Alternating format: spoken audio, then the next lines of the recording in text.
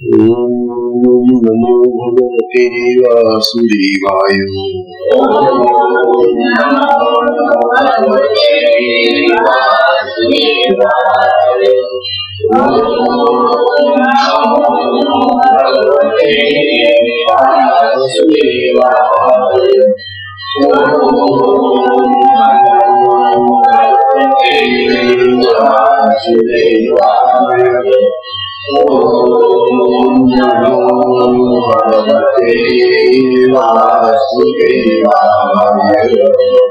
श्री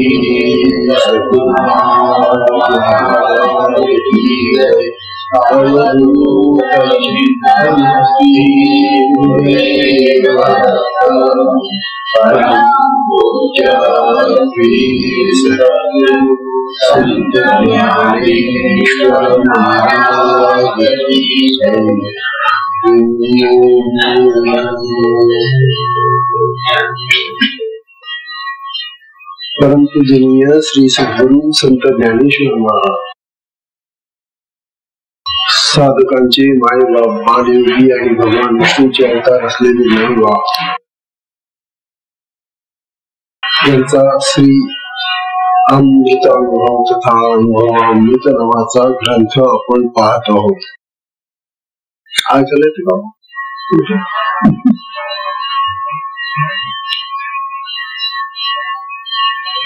अमृत अनुभवाचा आता हे चौथ्या प्रकारे सुरू आहे. या चौथ्या प्रकरणामध्ये हा विषय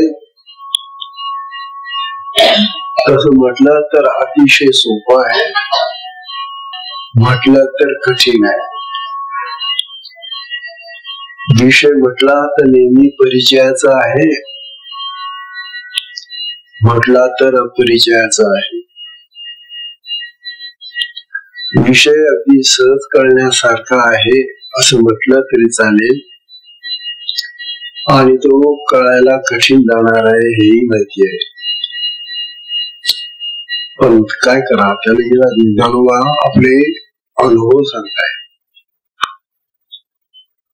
या चौथ्या प्रकरणाचं नाव त्यांनी दिलं ज्ञान आणि अज्ञान भेद कथन. ज्ञान आणि अज्ञान यांच्यातला भेद काय आहे ते ज्ञानोबा आपल्याला सांगून राहिले. तुम्ही म्हणाला मला अज्ञानाचा आणि ज्ञानाचा भेद समजून काय करायचंय. ज्ञान आणि अज्ञान हे जर समजलं नाही आम्हाला तर ज्यासाठी आमचा एवढा अट्टहास चाललेला आहे, गुरु करायची, साधना करायची, कशासाठी मग? तर हे आम्हाला ज्ञान आणि अज्ञान समजल्यानंतर, आणि जे खरं ज्ञान आहे ज्याला ज्ञान म्हणतात ते काय आहे ते आम्हाला प्राप्त व्हावं, त्याचा आम्हाला अनुभव यावा म्हणून आम्हाला हा विषय जाणून घेणं अतिशय आवश्यक आहे. इतर जगातल्या अन्य लोकांप्रमाणे, माणसांप्रमाणे आम्हाला असं म्हणून चालणार नाही. आम्हाला काय करायचं ज्ञान आणि अज्ञानाशी असं म्हणून चालणार नाही. कारण ज्ञान आणि अज्ञान या ज्या दोन कल्पना ज्ञानोबा आपल्या पुढे 18 मांडून राहिलेले, ते जर समजून नाही घेतला मी तर पुढचं जे खरं ज्ञान आहे ते आम्हाला कधीच कळणार नाही.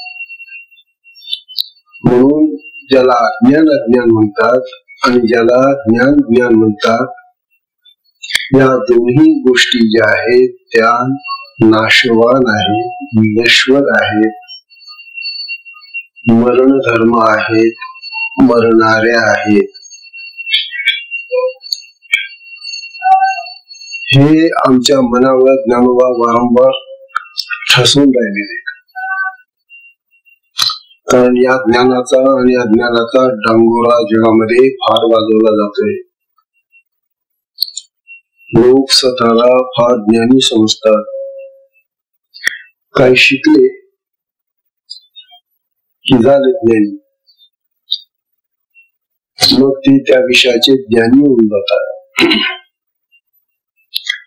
ज्ञानोबा आपल्याला असं सांगून राहिले की तुम्ही कोणतेही जगातले विषय शिका, शेवटी ते विषय आहेत. विषम ददाती इति विषयः. विषय हे इंद्रियांना विष देणारे आहेत. मग असे जे विष देणारे विषय आहेत त्यांचं ज्ञान आम्ही घेऊन राहिलो आणि त्या ज्ञानाची पढाई मारतो आम्ही. ते ज्ञान आमचं खूप कमावलं आम्ही. अशा प्रकारचा ताठा अभिमान गर्व आम्हाला होतो. ज्ञानोबा आपल्याला आता या दोन्ही प्रकारच्या ज्ञानाकडे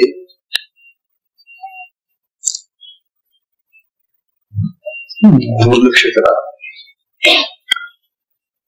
ज्ञान हे जे ज्याला ज्ञान ज्ञान ज्ञान ज्ञान विषयांचं ज्ञान म्हणतात, तो विषयांचा ज्ञानाचा भाग जीवन जगण्यापुरतं पुरे झाला. परंतु तो पूर्णतः आम्हाला जे साध्य करायचे आहे, ज्या शेवटचं आम्हाला प्राप्त करायचं आहे, त्याच्यासाठी हे ज्ञान उपयोगाचं नाही. संसारात जोपर्यंत आपण आहोत, जगात जोपर्यंत आहोत आणि जगाची कार्य, जगाचे कारभार, जगाचं वातावरण, जगाचं हे जे करतो आम्ही, त्यासाठी हे ज्ञान आवश्यक लागतं. परंतु हे ज्ञान म्हणजे ज्ञान आहे असं नव्हे. किंवा ज्ञानोबांचा हा जो विचार आहे, हा आम्हा सगळ्या साधकांच्या दृष्टीनं अतिशय मोलाचा विचार आहे.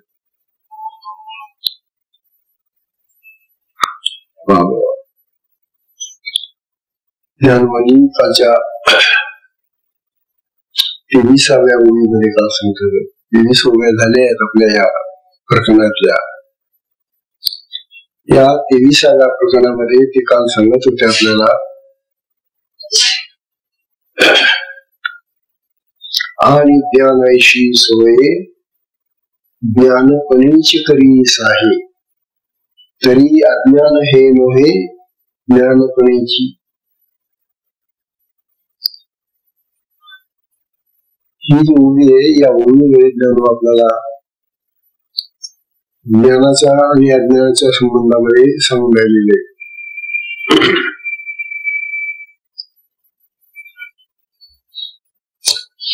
ज्ञान आम्हाला का हवं? कारण अज्ञान आहे म्हणून.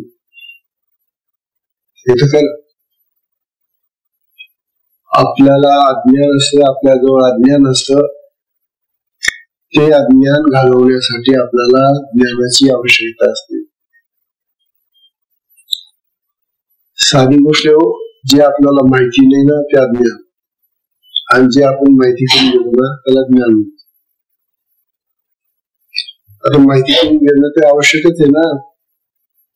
जर आपल्याला या जगामध्ये राहायचंय, या जगामध्ये वागायचंय, जगाबरोबर आपल्याला कारभार करायचा आहे, तर जगाला जे ज्ञान वाटतं तेही आपल्याला ज्ञान समजून त्यांच्या बरोबर राहायला पाहिजे ना. परंतु ज्ञानोबा आपल्याला जगातील माणसं समजत नाही. ज्ञानोबा आपल्याला परमार्थाच्या मार्गावरले नंबर 3चा प्रभू भक्त किंवा शिष्य समजतात. आपण साधक आहोत, आणि साधक म्हटला की तो परमार्थातला उच्च अधिकारी झाला. परमार्थातला उच्च अधिकार जर प्राप्त करायचं असेल तर हे जगाचं जे ज्ञान आणि अज्ञान आहे हे तर शिका, जोपर्यंत चालेल तोपर्यंत घ्या, परंतु हेच सर्वस्व आहे असं म्हणू नका. याच्या पुढे पाऊल टाकायचं आपल्याला. आणि ते पाऊल टाकल्याशिवाय आपला जन्म सार्थक होणार नाही. नाहीतर मग ही गुरुकडून आपण दीक्षा घेतली, गुरुची साधना करतो आहोत, हे सगळं जेवढं करून झालं आपण ते व्यर्थ झालं सगळं. म्हणून ज्ञान ज्ञान ज्याला ज्ञान म्हणतात ते वेगळं आहे. ज्याला आता हे लोक ज्ञान म्हणतात त्याला आपणही म्हणत राहू ज्ञान, ठीक आहे ज्ञान आहे, परंतु हे ज्ञान नाहीये, हे अज्ञानाचे दुसरं नाव आहे असं ज्ञानोबा सांगतात.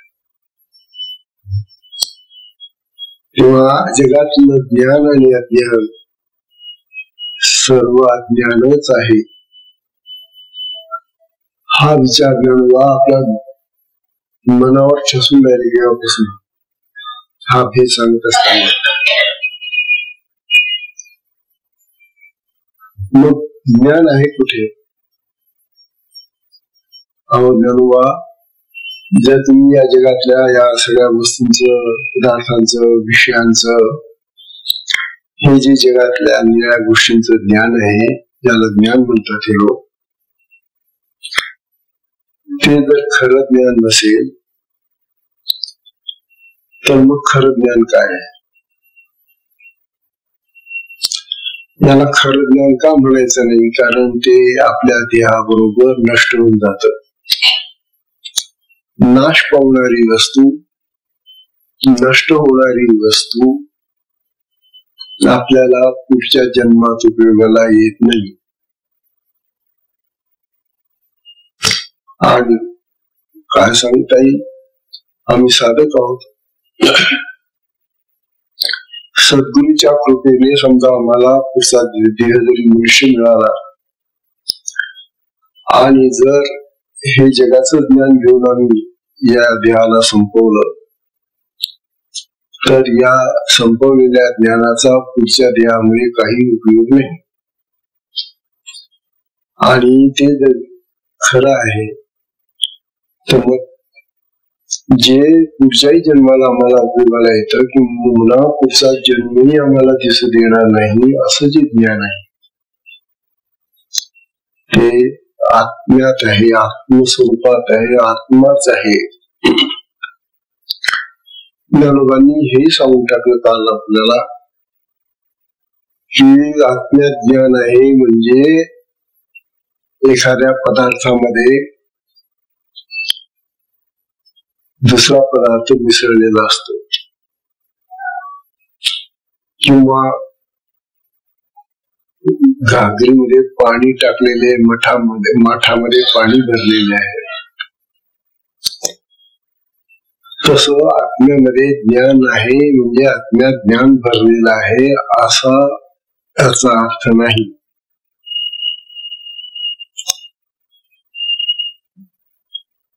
आत्मा आणि ज्ञान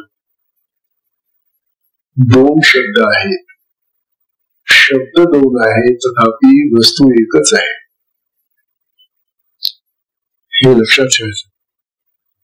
आत्मा ज्याला म्हणतात त्याला ब्रह्मही म्हणतात, त्यालाच परब्रह्मही म्हणतात, त्याला ईश्वर म्हणतात, देव म्हणतात, काही म्हणा. हा जो आत्मा आहे तो आत्मा म्हणजेच ज्ञान आहे. आत्म्याचं दुसरं नाव ज्ञान. म्हणून आत्म्यात ज्ञान आहे म्हणजे आत्म्याचं ज्ञान आम्हाला प्राप्त करायचंय असं जेव्हा आम्ही वारंवार बोलतो त्यावेळेला या जगाच्या पदार्थासंबंधी जसं बोलतो तसंच होऊन जातं. ते जसं जगातल्या पदार्थांचं ज्ञान आम्हाला होतं. आता एक तबला वाजवणार आहे, त्याने तबला घेतला पण वाजवता शिकलेलं नाही, पण ते ज्ञान नाहीये. त्याचं त्या तबल्याबद्दलचं अज्ञान आहे. वस्तू आहे पण त्या वस्तूचं ज्ञान नाहीये. किंवा पेटी घेते, हार्मोनियम घेतला, काय कुठलं वाद्य घ्यावं, वाद्य घेतलं परंतु त्या वाद्याचं ज्ञान नाहीये. मग ते शिकावं लागतं, गुरु करावं लागतं. जो शिकवणारा असतो त्याला. आणि मग तो आपल्याला ते वाद्य कसं फुंकायचं, कसं वाजायचं, त्याचे ताल ठेका कसं धरायचा ते आपल्याला तो शिकवतो. आणि मग त्याचं ज्ञान आम्हाला होतं. तो चांगला तबला वाजवू लागला, हार्मोनियम चांगला वाजवू लागला, सनई चांगला वाजवू लागला, फिडल चांगला वाजवू लागला, काय जे वाद्य असेल की मग तो ज्ञानी झाला असा मी म्हणतो. कुठला ज्ञानी? ते वाद्याचं ज्ञान. अहो स्वयंपाकाचे ज्ञान आहे हो. आपण जो दररोजचा स्वयंपाक करतो ना, याचे ज्ञान आहे. याच्यावर पुस्तक आहेत, ग्रंथ आहेत, पाकशास्त्राची खूप पुस्तक आहेत. तेव्हा पाकशास्त्र ते हे गायनशास्त्र इकडे, अशा प्रकारचे अनेक प्रकारची शास्त्र तयार झालेली आहेत ज्ञानाची. सुरुवातीला आम्हाला ते पाकशास्त्र काहीच माहिती नसतं. मग घरातले लोक आपल्याला सांगत असतात, हे असं करावं, ते तसं करावं, हे असं घ्यावं, तसं करावं. आणि मग हळूहळू सवयीनं आम्हाला ते यायला लागतं. आणि मग त्याला मी ज्ञान म्हणतो. मला स्वयंपाकाचे ज्ञान आहे. तात्पर्य या जगातल्या ज्या शिकाऊ गोष्टी आहेत, ज्या शिकण्याने येतात, त्याला आम्ही ज्ञान असं म्हणतो आणि आम्ही ज्ञानी होतो. आता ह्या बाकीच्या जगातल्या गोष्टी जशा आम्हाला शिकून येतात, आम्हाला माहिती नव्हत्या तेव्हा आम्ही अज्ञानी होतो. आम्हाला शिकायला लागलं की मग ते कळायला लागतं आणि मग आम्ही ज्ञानी होतो, ज्ञान येतं. मग हे जे सगळं ज्ञान वगैरे आहे शिकलेलं, हे व्यर्थ आहे. म्हणजे व्यर्थ कशा अर्थाने? नाशवान आहे. म्हणजे जसं ज्ञान नव्हतं तेव्हा अज्ञान होतं, ते अज्ञान जसं नाशवान आहे तसं जे शिकलो आम्ही तेही नाशवान आहे, कारण ते टिकणार नाही. शिकलो आम्ही, येतात आम्हाला चांगलं, परंतु हे तुम्हाला जे चांगलं यायला लागलं ज्ञान ज्याला म्हणतात, हे नाशवान आहे, मरण धर्म आहे.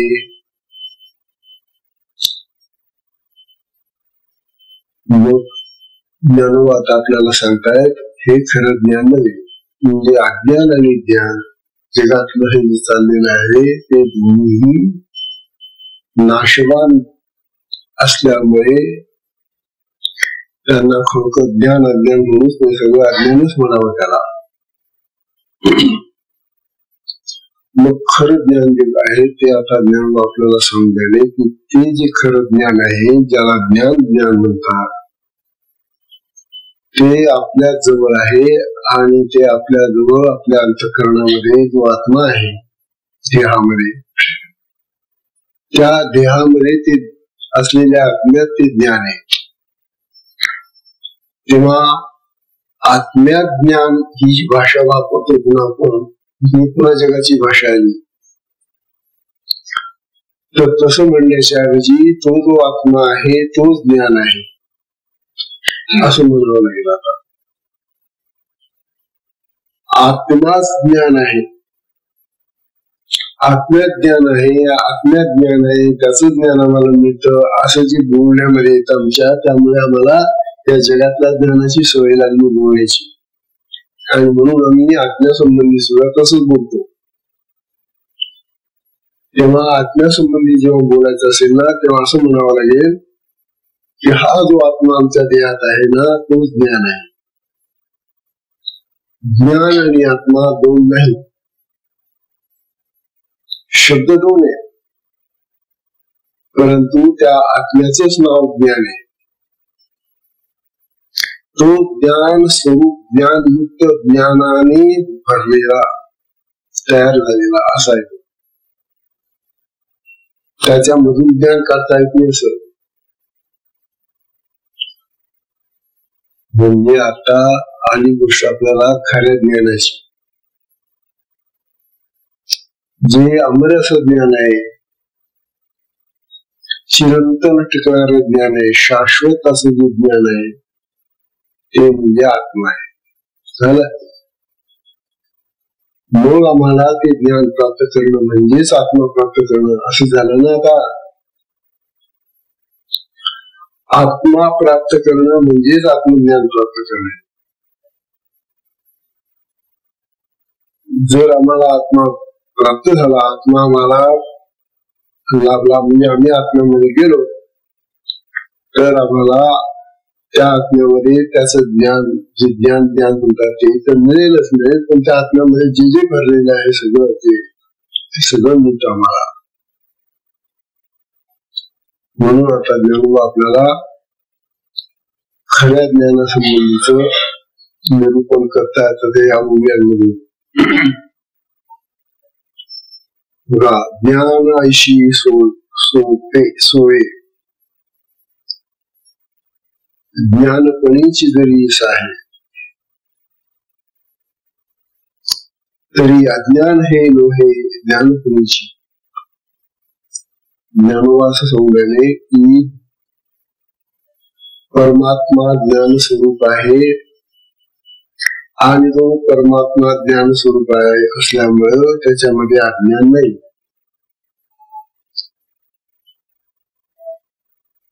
आता ज्ञान बघते खरं ज्ञान बरं, तिथं हे ज्ञान आणि हे जगाचं अज्ञान असे जे दोन भाग आहेत ना, हे तिथं नाहीतच. तिथं ज्ञान आणि अज्ञान अशा दोन गोष्टी अज्ञात नाहीत.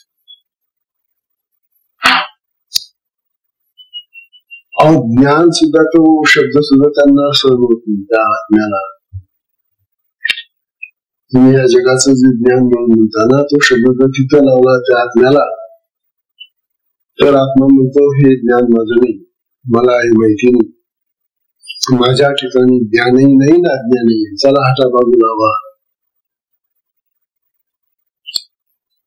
म्हणजे मग जगाचं हे जे ज्ञान आणि अज्ञान जे आम्ही पाहतो ते त्या आत्म्यामध्ये नाही, त्या आत्म्याला लावून पडत नाही ते. म्हणून त्याला आता आपल्याला असं सांगतायत की तो जो परमात्मा आहे, तो जो आत्मा आहे, तो या ज्ञान अज्ञानाने निर्वृत्त म्हणजे सोडून दिलं, वाळीत टाकले. त्यांनी अज्ञानही सोडलेलं आहे आणि तुमचं ज्ञानही टाकून दिलेलं आहे, हे काही नाही त्याच्यामध्ये. आणि मग जे आहे त्याच्यामध्ये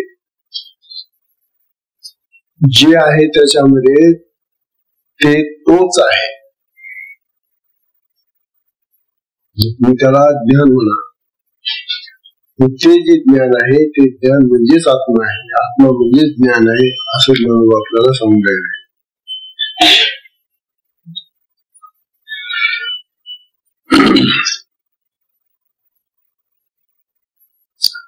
वास्तविक तसं पाहिलं तर अज्ञान नावाची कुठली वस्तू नाही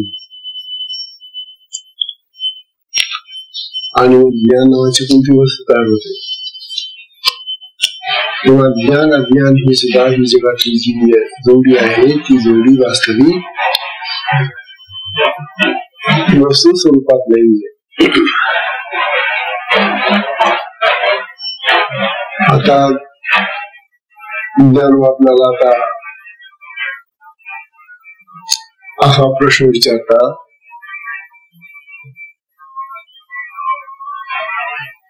मग हे जगाचं जे ज्ञान आणि अज्ञान आहे याला लोकांनी का स्वीकारलं, का धारण केलं. लोक या जगातल्या जे ज्ञानीने अज्ञानाने, ज्याला अज्ञानच म्हणावं लागेल, अशा अज्ञानाचा स्वीकार या जगातल्या लोकांना का करावा लागतो. त्या ज्ञानवांचं उत्तर आहे,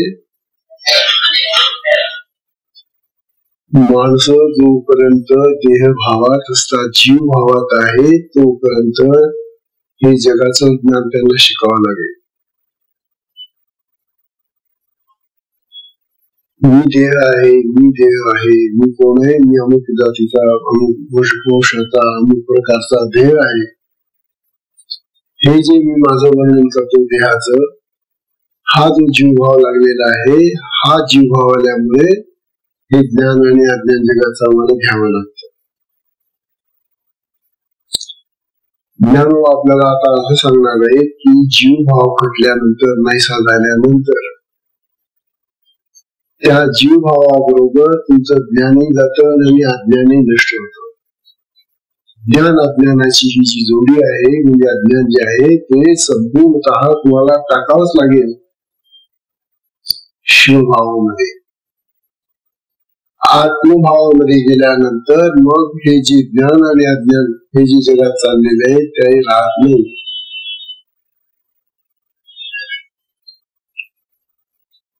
तेव्हा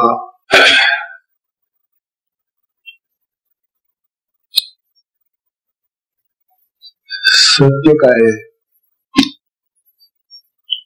खरं काय आहे,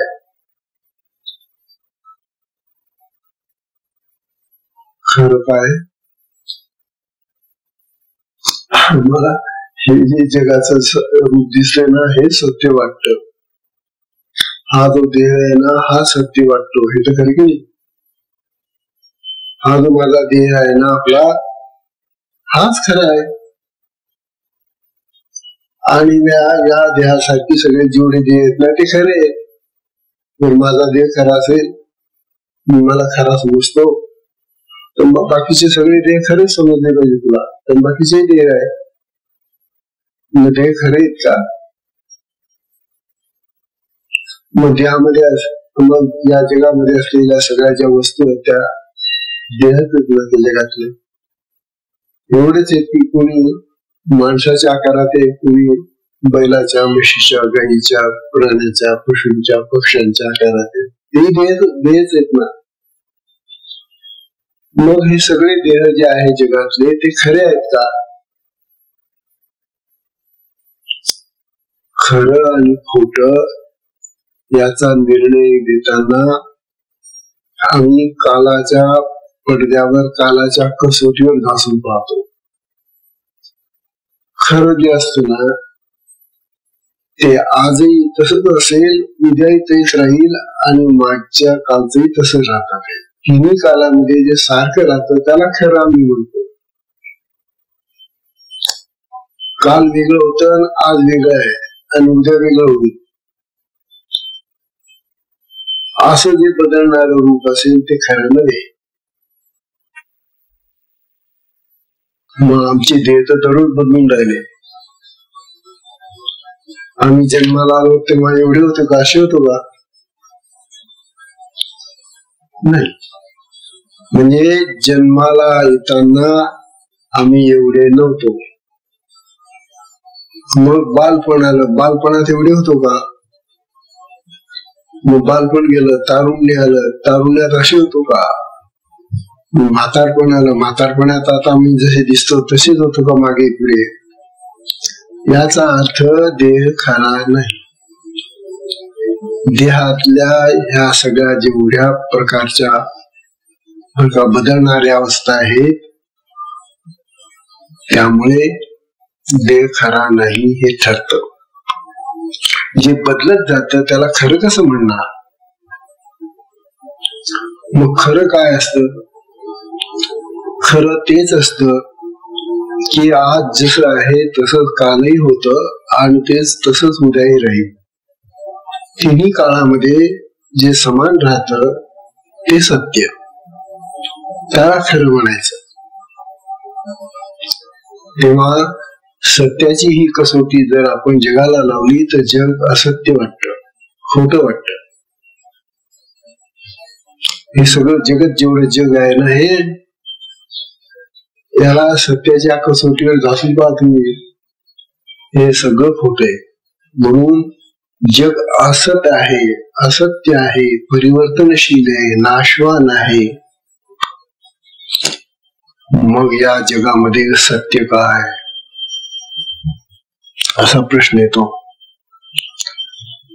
जगामध्ये सत्य तेच आहे की जे बदलत नाही.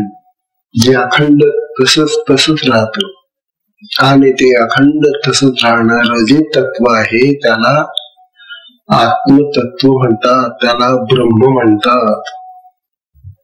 ते ब्रह्म, ते आत्मतत्व, ते ईश्वर तत्व जे आहे, ते गुरु तत्व जे आहे, ते अखंड तसंच राहत. ते कालही तसं होतं, आजही तसंच राहील आणि उद्याही तसंच राहील.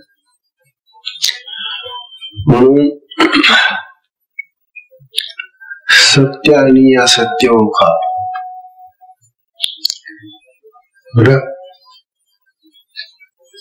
तुकोबारायांचे विचार आहेत.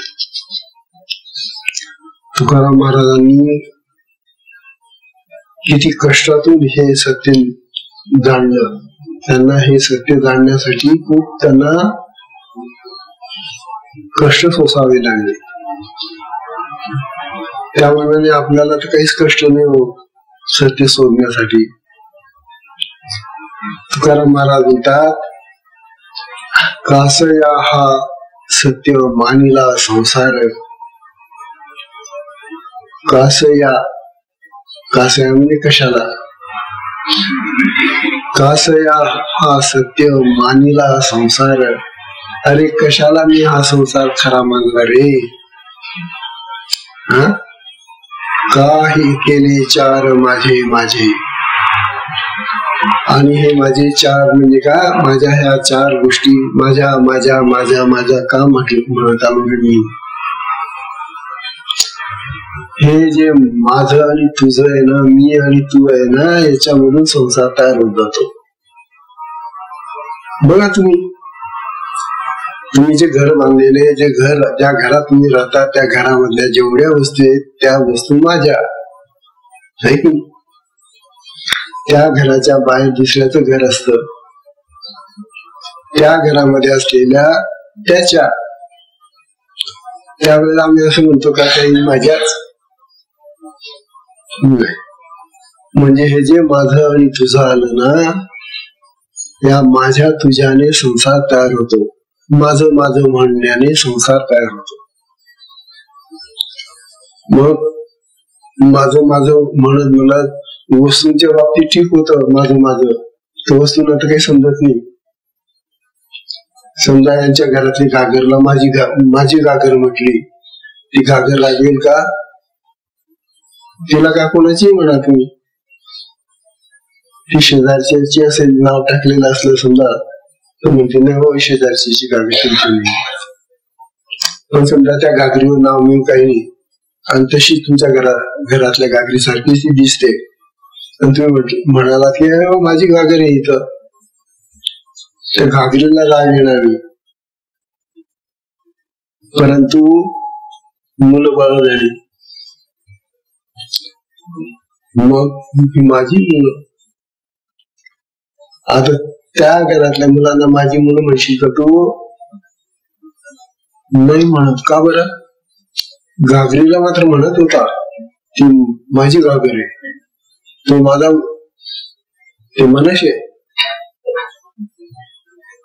अरे ते तुझं नाहीये, ते त्याच्या घरात आहे, ते त्याच आहे. तुझ्या घरात जे आहे ते तुझं आहे. तेव्हा संसार कसा होतो? माझा तुझ्याने होतो. माझं माझं म्हणायला लागला की लगेच संसार सुरू जातो. आणि आपला सगळा संसार पाहतो, प्रपंच संसार हा माझ्या तुझ्यातलाच भाव आहे. आणि हा माझा तुझ्यातला भाव अगदी खोटा आहे. तुझं नाहीच आहे वेड्या. आता ही मुलं बाळा झाली, माझी मुलं आहेत ना, मनाशे. अरे हे तुझं नाहीये बाबा, काम घ्यायचं तुझं आहे.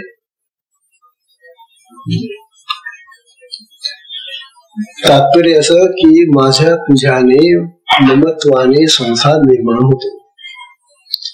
अहम, मम, आसक्ती, वासना, कामना, इच्छा, राग, द्वेष, या अशा असंख्य गोष्टी आपल्या जवळ आपण मनामध्ये भरलेल्या असतात आणि त्याच्यामुळे हा संसार माझा माझा माझा माझा माझा आणि एकदा का संसार माझा माझा म्हणून लागला पाठीशी, वास्तविक तो पाठीशी लागत नाही, आम्ही त्याच्या पाठीशी लागतो. संसाराला काही हात आहेत का? तो धरतो का आम्हाला कधी? संसार पकडत नाही, आम्ही संसाराला पकडतो आधी, आणि असं जोरात पकडतो की तो मग सुटता सुटत नाही. आणि तो माझाच आहे माझाच आहे माझाच आहे म्हणत म्हणत निघूनही जातो, माझा माझा म्हणत. आणि हा त्याचा संसार तिथला तिथंच राहून जातो, तसंच राहून जातो. आता आपल्याला ज्ञानोबा सांगता आहे, जसे तुकाराम महाराज सांगल्याने, कासया हा सत्य मानिला संसार, कारण त्याला खरं मानलं. सत्य गोष्ट ती जी असत्याला तुम्ही सत्य मानायला लागला की ती मग तुमच्याने सुटत नाही. का हे केले चार माझे माझे, का नाही शरण गेला नारायणा. तुकाराम महाराज म्हणता, अरे याला तू शरण गेला, या पदार्थांना, या वस्तूंना, या लोकांना शरण गेला, माझं माझं म्हटलं आणि तिथं अडकून पडला. त्याच्यापेक्षा तू भगवंताला शरण गेला असता, नारायणाला शरण गेला असता आणि त्याला म्हटलं असं की हा देव माझा आहे माझा आहे माझा आहे माझा आहे. देवाला नाही म्हणत माझा माझा, त्या पोरा सोरांना माझा माझा म्हणतो, त्या घरातल्या वस्तूंना माझं माझं माझं म्हणत बसलाय. ज्या तुझ्याजवळ राहणाऱ्या नाहीत, ज्या नाशवान आहेत, मरण धर्म आहेत, ज्या टिकणाऱ्या नाही, तेव्हा त्यांना तू माझं माझं म्हणत बसला. वास्तविक त्या आत्म्याकडे गेला असता, त्या देवाकडे गेला असता आणि त्याला देवाला समजत की हा देव माझा आहे माझा आहे असं म्हटलं. का नाही शरण गेला नारायणा, का नाही वासना आवरली. तात्पर्य, वासना इच्छा या ज्या आमच्या प्रबळ झालेल्या कामना, यामुळे संसार पाठीशी लागतो आणि माझं माझं माझं म्हणून आम्ही त्याच्यामध्येच रात्रंदिवस डोकं घालतो. आणि जे सुटणार आहे, जे माझं नाहीच आहे खरं, जे माझं नाही असं जे खोटं खोटं जे आहे ते तू खरं मानून त्याच्यामध्ये अडकून पडलास वेड्या, तर मग तुला सत्याचं दर्शन होईल कुठे? खरं तुला कळेल कुठे? जे खोटं आहे त्यालाच तू माझं माझं म्हणून राहिला आणि ते खरं समजून राहिला आहे की. किती वेडेपणाचा बाजार आहे.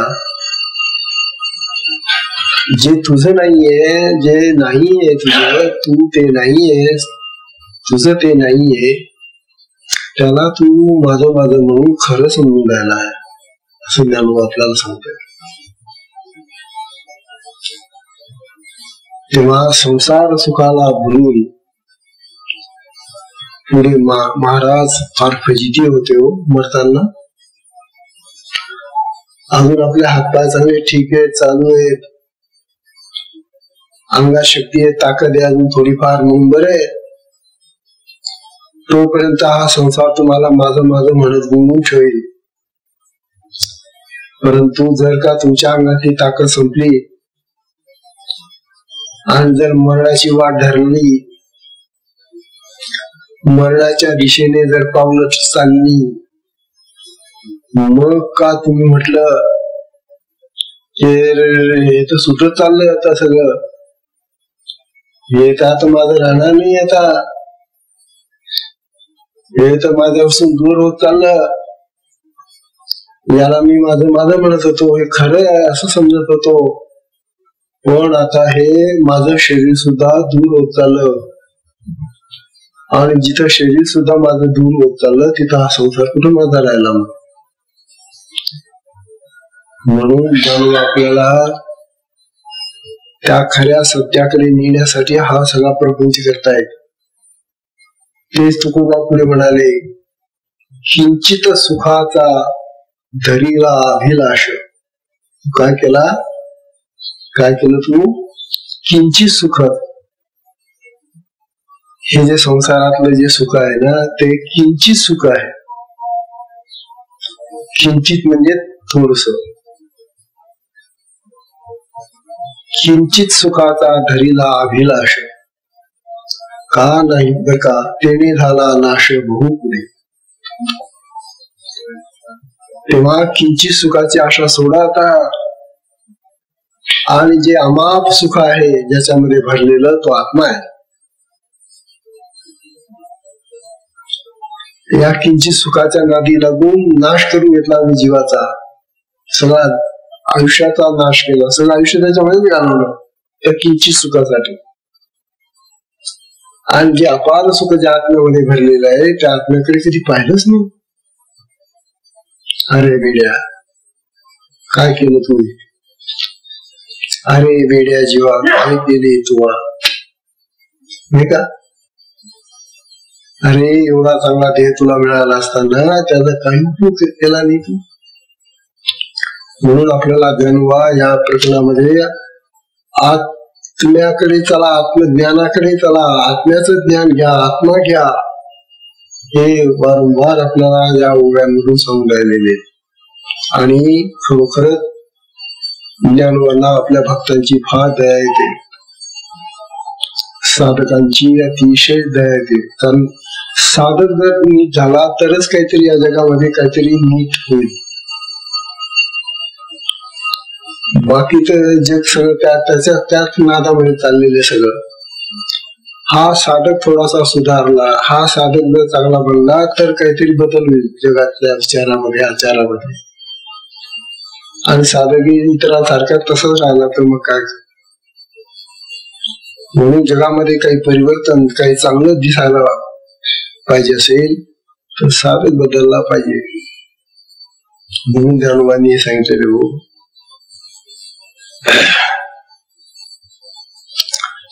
तुकाराम महाराजांनी त्यांच्या त्या अभंगामध्ये खूप खूप उद्देश केलेला आहे खरा, आणि तो त्यांनी त्यांच्या स्वतःच्या जीवनाचा अनुभव घेऊन केलेला उद्देश आहे.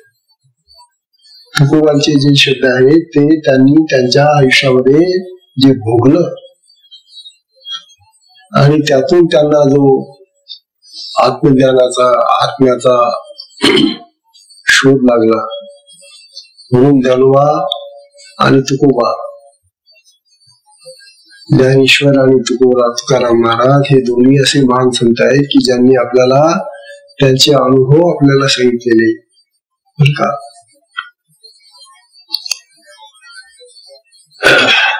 म्हणून तुकाराम महाराज नेहमी म्हणायचे की मनुष्याने या संसाराच्या सुखाच्या मोहात फसवू नये. संसार हा मोहित करणारा एक सापळा आहे. सापळा जसं उंदीर पकडायला सापळी ठेवतो ना आपण, आणि त्या उंदरांना खायला काहीतरी त्याच्यामध्ये टाकून ठेवतो आपण. त्या उंदरांना काय विचारांना त्यांना असं वाटतं काहीतरी आहे खायला म्हणून ते मध्ये घुसत सापळ्या. जाताना तर चटकन चालले जाता मध्ये, पण येताना ते झाकण बनून जात, अडकले. हा संसार सुद्धा असा सापळा आहे, मोहाचा सापळा आहे. फार चांगला वाटतो दुरून, आणि जाताना खूप सुख वाटतं. तो संसार घेताना खूप आनंद होतो, आणि एकदा का सापडला त्याच्यामध्ये मग मरेपर्यंत राहते तर मग मरलं सुटका. ही जी गोष्ट आहे ज्ञानोबा तुकाराम महाराजांची सांगण्याची पद्धत आहे की बाबांनो सावध व्हा, आधी मोहाला फसू नका.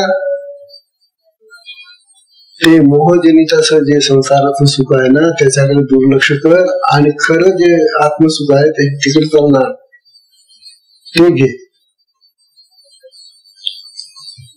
तेव्हा ज्ञानोबांनी आणि तुकाराम महाराजांनी आपल्याला ह्या सुखाचा महामंत्र सांगितलेला आहे, आणि ते म्हणजे ज्ञान, आत्मा. आता ज्ञानोबा आपल्याला पुढच्या ओळीमध्ये सांगतायत 24वी ओवी येते. तेव्हा 24व्या ओवीमध्ये ज्ञानोबा आपल्याला दृष्टांत देऊन सांगतायत, जैसे तेज जे आहे, जैसे तेज जे आहे ते अंधारे किरण नोहे, मा तेज तरी होय तेजाशी काही. ज्ञानेश्वर महाराज दृष्टांत देऊन देऊन आपल्याला त्या अवघड गोष्टी शिकवत आहोत. ज्ञानेश्वर महाराज म्हणतात, जैसे तेज जे आहे, तेज म्हणजे प्रकाश,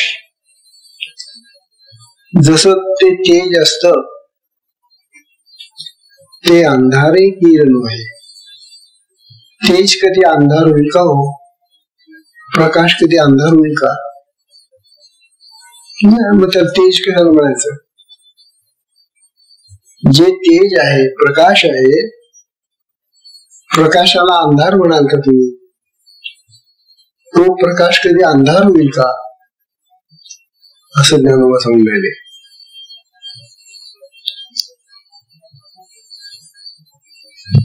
मग तेजाला तेजस असत, तेजाला अंधार नसतो असं कसं म्हणायची गरज आहे का? मग तेजाला तेज असत, प्रकाश असतो, मग तेजाला अंधार नसतो असं म्हणण्याची काय गरज आहे? अंधार आणि तेज हे भिन्न आहे. जिथं तेज असेल तिथं अंधार नाही, आणि जिथं अंधार आहे तिथं तेज नाही. म्हणजे अंधार असला तेज नसत, आणि तेज असलं तर अंधार नसतो. म्हणजे एक असतं आणि दुसरं नसतं, अशी त्यांची जोडी आहे. प्रकाश आणि अंधार यांची जोडी अशी जोडी आहे की एक असतं आणि एक नसतं. एक असतं म्हणजे एकाचा भाव आहे आणि एकाचा अभाव आहे असं म्हणतात. भाव अभाव. एक हजर आहे, एक लुप्त आहे.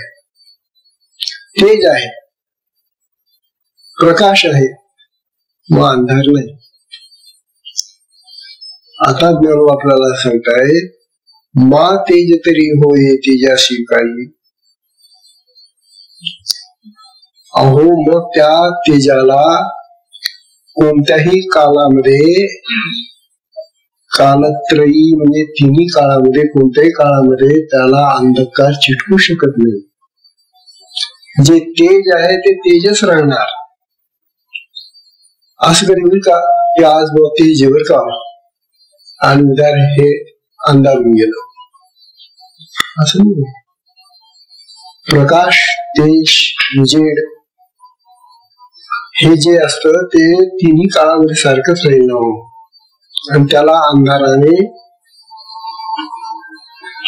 आच्छादलं जाऊ शकत नाही. ते अंधार त्याच्या पुढे येऊ शकत नाही ना.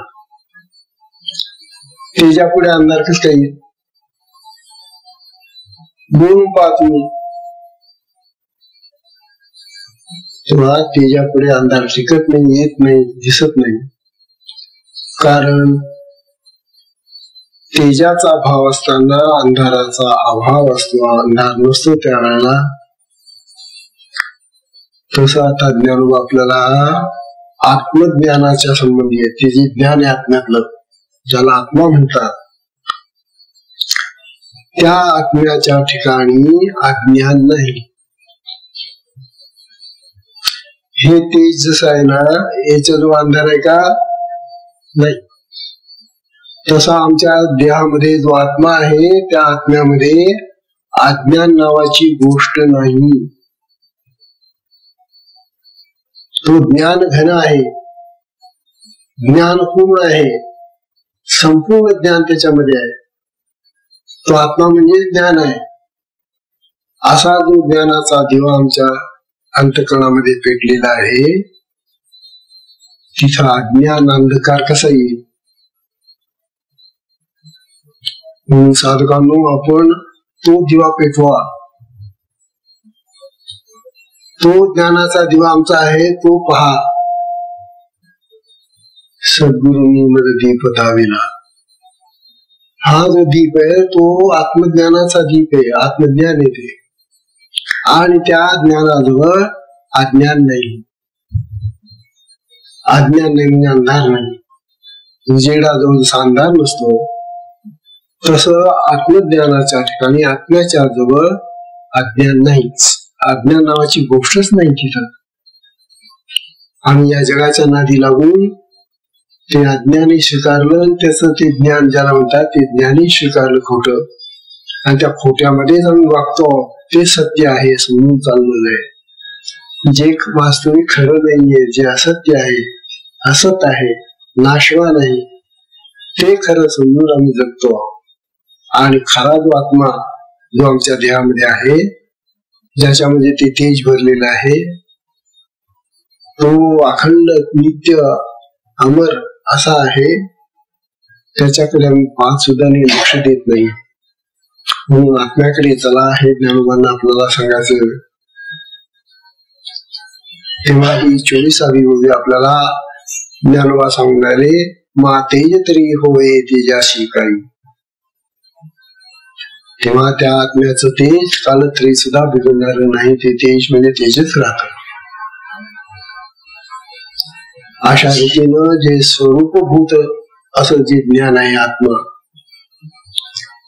ते अज्ञानालाही कधी विषय होत नाही आणि कुठल्याही ज्ञानाचा विषय होत नाही. या जगाच्या ज्ञानाचा विषय ते होत नाही.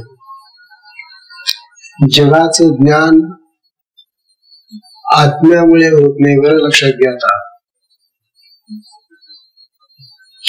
हे जे जगाचं ज्ञान आम्हाला होत आहे ना,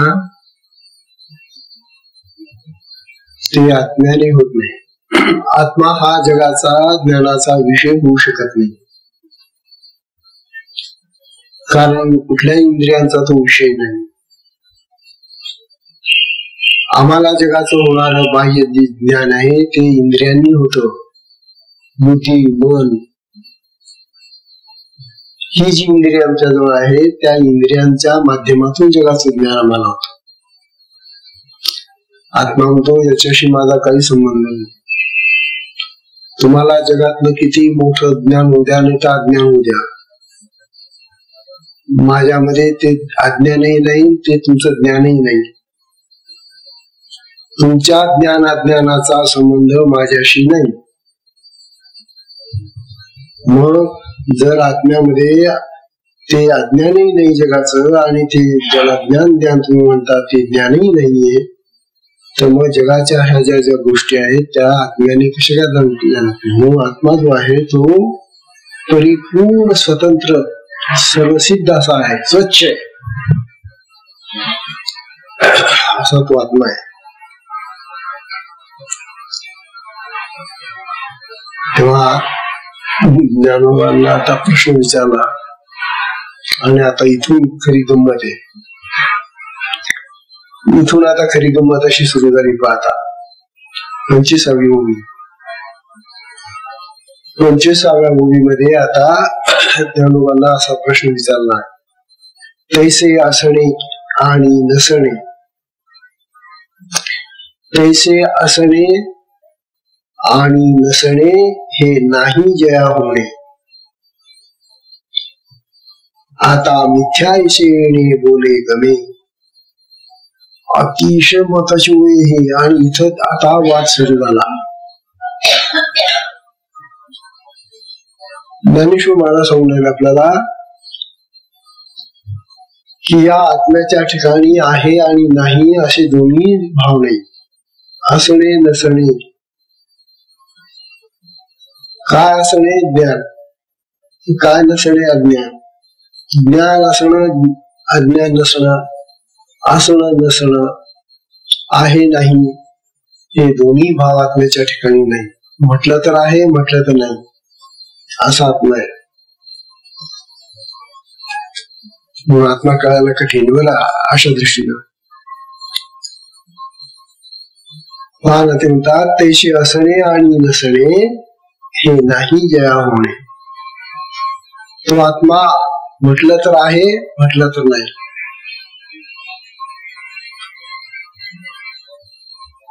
असा जो आत्मा आहे, मग आता मिथ्या ऐशी येणे बोले गमे मग का हो, या तुमच्या बोलण्यावरून मग तो आत्मा मिथ्या आहे का, खोटा आहे का?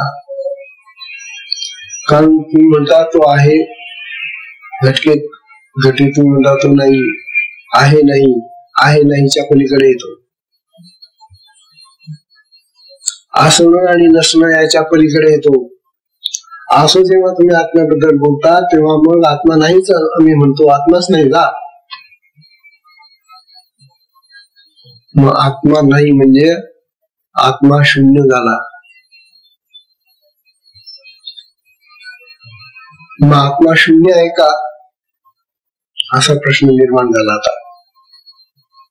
कारण आहे म्हटलं तरी सापडत नाही आणि नाही म्हटलं तरी थांग पत्ता लागत नाही त्याचा. म्हणजे असणं नसल्याने आत्म्याची सिद्धी होत नाहीये. तर मग जगातले लोक म्हणतात तुमचा आत्मा नाहीच जा, नाही म्हणजे शून्य आहे. मग आत्मा शून्याकार आहे का, आत्मा शून्य आहे का? आता हा शून्यवाद जो निर्माण झालेला आहे याच फार सुंदर आता वर्णन पुढे सुरू होत आहे. त्या शून्याला उत्तर ज्ञानोबा पुढे देत आहेत. तो आत्मा शून्यकार कसा नाही, कसा आहे आणि कसा नाही, हा तो त्याच्या पलीकडचा कसा आहे याचा सगळा विचार आता या पुढच्या भागात येणार आहे. फार महत्वाचा विषय, इथून वाद सुरू होतात. म्हणून ही जी ओवी आहे या ओवीमध्ये शून्यवादाचं जे म्हणणं आहे ते इथून सुरुवात होतो.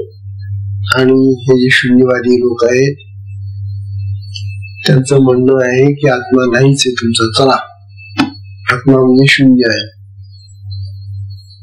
तर आत्मा शून्य आहे का नाही हे आता ज्ञानोबा आपल्याला आणि या लोकांना पटवून देणार आहे. तेव्हा सत्संगाची वेळ संपली, सत्संगाला विश्राम देऊया. हरि ओम तत्सत.